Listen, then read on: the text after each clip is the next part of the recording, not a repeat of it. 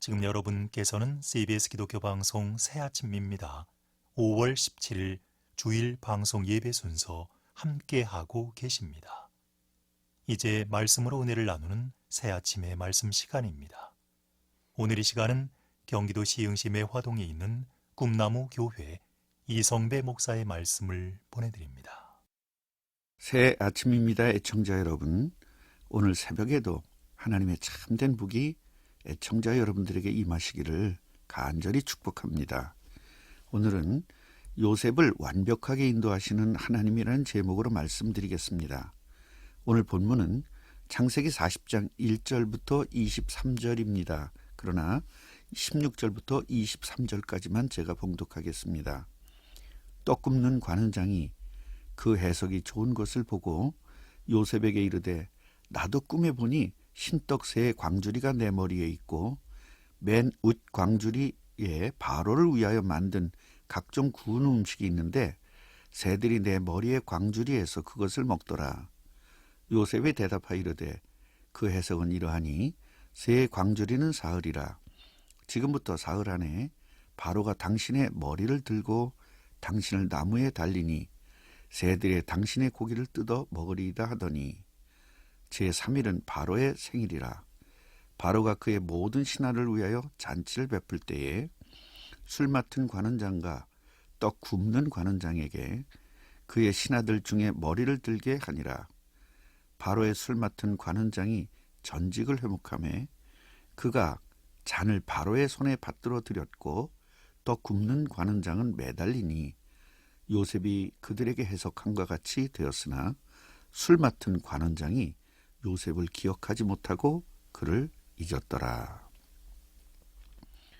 창세기 3장에 보면 완벽하게 창조된 인간이 마귀의 유혹에 빠져서 하나님의 말씀을 거역하고 마귀의 말을 듣고 원죄에 빠지게 되었습니다. 그 결과로 하나님과 함께하는 임마누엘을 잃어버리게 되었고 하나님의 자녀로 살아야 할 인간이 마귀의 종으로 살게 되었습니다. 이런 문제에서 인간 스스로는 절대로 구원할 수 없기 때문에 하나님께서는 완벽한 구원 계획을 세우셨는데 그 계획이 그리스도인 것입니다. 하나님께서는 그리스도를 이 땅에 보내주셔서 모든 인류를 구원하시겠다고 약속하셨습니다. 그 약속을 믿는 사람들은 구원의 복을 누리도록 하셨고 그 사실을 깨닫고 믿은 요셉은 구원의 복을 누린 것입니다. 하나님께서는 아브라함을 부르셔서 구원의 비밀인 그리스도를 설명하셨고 아브라함은 사실적으로 믿었습니다. 그리고 그리스도의 언약이 이삭에게 전달되었고 야곱에게도 전달된 복음의 비밀을 요셉이 깨닫고 믿고 누리고 산 것입니다. 그런데 요셉에게 생각지도 못한 일들이 계속됩니다. 노예로 팔려갈 정도로 잘못한 것도 아닌데 노예로 팔려갔으며 불륜을 이긴 요셉이 칭찬은커녕 감옥에 가게 되었으며 술 맡은 관원장은 복직을 해서 요셉을 도와줘야 하는데 까마득히 잊었습니다. 얼마나 기구한 운명입니까? 그러나 여기에 하나님의 깊은 뜻과 섭리가 있음을 깨달아야 합니다. 참 답답한 인생 같지만 요셉은 임마누엘을 누렸고 그 결과 세계를 선교하는 복을 누린 것입니다. 요셉은 그리스도의 비밀인 제사 제도를 정확히 알았습니다. 모든 죄를 해결하는 길은 희생제사인 피제사를 정확히 깨닫고 그 제사를 통해 그리스도를 깨달으면서 제사를 드리고 그 그리스도를 누리게 된 것입니다. 또한 원죄를 해결하는 방법은 오직 그리스도밖에 없음도 깨달았습니다. 원죄가 얼마나 무서운 죄입니까? 아무리 나쁜 죄라도 자신이 감당하면 되는데요. 원죄는 수천 대까지 전달되는 예수님이 재림할 때까지 자식에게 전달되는 무서운 죄입니다. 원죄 때문에 모든 인류가 저주 속에서 살아야 하고 마귀의 종으로 살아야 합니다. 이 무서운 죄를 해결한 길은 오직 그리스도밖에 없음을 요셉은 정확하게 깨달은 것입니다. 하나님께서는 정확히 복음을 깨닫고 믿는 요셉을 구원하셨고, 구원받은 요셉은 영원히 함께 하시는 임마누엘의 복을 누리고 살았습니다.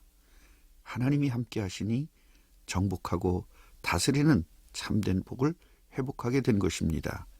이것이 성경 원리고 구원의 원리입니다.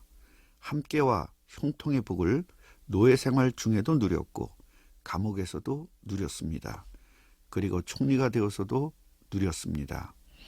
창세기 1장에서 인간의 본질인 하나님의 형상과 그리고 정복과 다스림의 복을 창세기 3장의 원죄 때문에 완전히 잃어버렸지만 창세기 3장 15절에 여자의 후손인 그리스도를 약속하셨고 그 약속을 믿는 자마다 창세기 1장의 정복과 다스림이 회복되는 것인데 요셉이 이 사실을 누린 것입니다. 구약의 모든 선진들이 이 복음을 누린 것이고 신약에서도 모든 성도들이 이 복을 누린 것입니다. 사도행전 1장 8절에서도 성령이 임하시면, 다시 말하면 구원을 받으면 하나님의 능력이 회복되어서 땅끝까지 증인이 되리라고 약속하셨고요.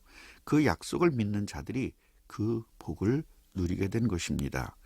요셉이 누린 임마누엘과 형통, 그리고 정복과 다스림의 복을 저와 여러분들도 마음껏 누리시기를 간절히 축복합니다. 하나님께서는 구원받은 요셉이 가진 비전, 즉 정복하고 다스림의 복대로 인도하셨습니다.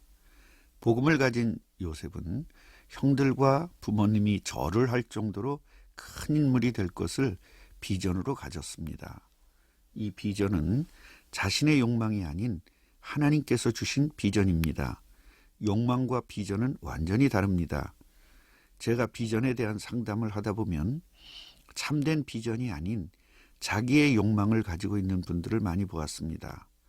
자신의 욕망에다가 하나님의 뜻을 잘 섞어서 비전이라고 속는 분들도 많이 보았습니다. 참된 비전은 하나님의 뜻인 세계 선교를 통해 주님의 재림을 준비하는 것입니다. 이것 때문에 직업도 가져야 하고 이것 때문에 삶의 방향을 맞추어야 하는 것입니다.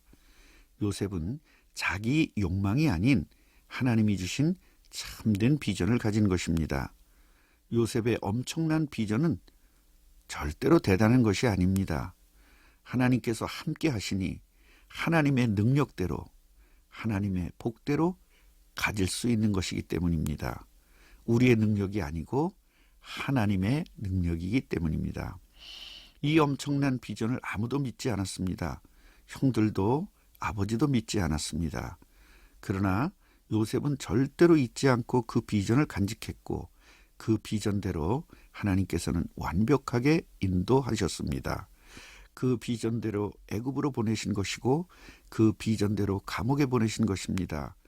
경제를 깨닫게 하기 위하여 보디발 집에 복을 내리셨고 정치를 깨닫게 하시기 위하여 정치인 감옥에 보내신 것입니다.